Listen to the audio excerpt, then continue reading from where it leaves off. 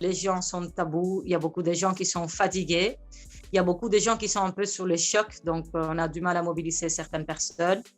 Mais écoute, c'est pas très évident parce que si quelque part on s'est attendu à une loi pareille, la vérité c'est que ça s'est passé sans aucune concertation sociale.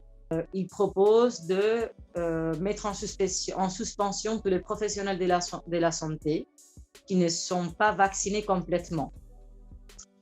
Donc, on va déjà perdre au chevet du patient tout ce monde, alors qu'on va rentrer des vacances de Noël et qu'on va avoir sûrement un nouveau pic à un moment donné pendant l'hiver. Il considère une période de réflexion jusqu'au 1er avril pendant laquelle tu peux te faire vacciner.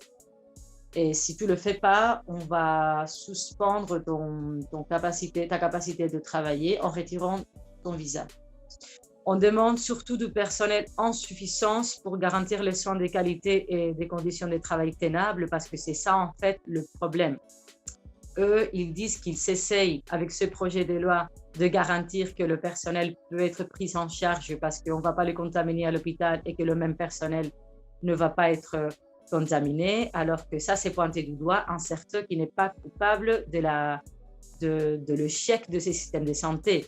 Le problème de notre système de santé, c'est qu'ils sont fermés des lits pendant des décennies et qu'il y a beaucoup de personnel qui a abandonné ce métier parce qu'il n'est pas bien payé, parce qu'il n'est pas considéré comme un métier lourd et parce qu'il y a un long, etc.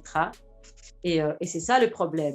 Il manquait 5 000 infirmiers avant la crise et il manque encore 5 000 infirmières. C'est une incompréhension totale. Il y a 1 an et demi, on nous applaudissait dans les balcons et maintenant, on nous traite presque comme des éléments contaminateurs, comme si la pandémie, c'était notre faute. Je ne comprends pas comment ils sont capables de blâmer un 10% qui n'est pas vacciné, alors que c'est justement à l'hôpital qu'on prend le plus de mesures, etc. Évidemment, l'hôpital, c'est un endroit de contamination comme n'importe quel endroit de contamination. Ça peut être aussi la rue, le cinéma, le RICA, les trams, etc. Donc, il y a une colère énorme parce qu'on est à bout. Il y a beaucoup de démissions avant ce projet de loi et il commence à y avoir aussi des démissions dès qu'on a su qu'il y avait ce projet de loi qui allait passer.